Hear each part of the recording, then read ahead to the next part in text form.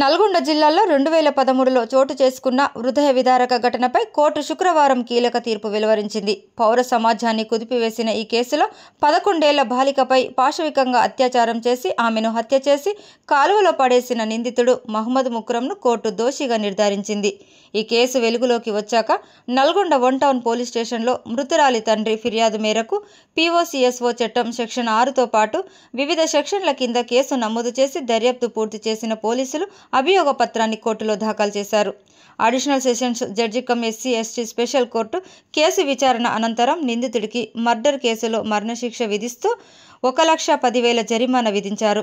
అలాగే బాధిత కుటుంబానికి 10 లక్షల పరిహారం ప్రకటించారు.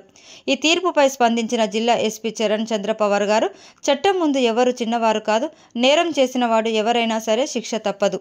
న్యాయ వ్యవస్థపై నమ్మకం పెరగడానికి ఇది ఉదాహరణగా నిలుస్తుందని అన్నారు.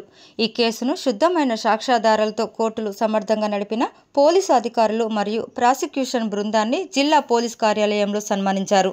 ఇందులో DSP Vijay Kumar, DSP Sivaram Reddy, CI Rajasekhar Reddy, SI Gupta Venkar Reddy, public ప్రాసిక్యూటర్లు శ్రీవాణి, దామోదర్ రంజిత్ కుమార్ తదితరులు తమ కృషితో నిందితుడికి శిక్ష ఖరారు చేయడంలో కీలక పాత్ర పోషించారు.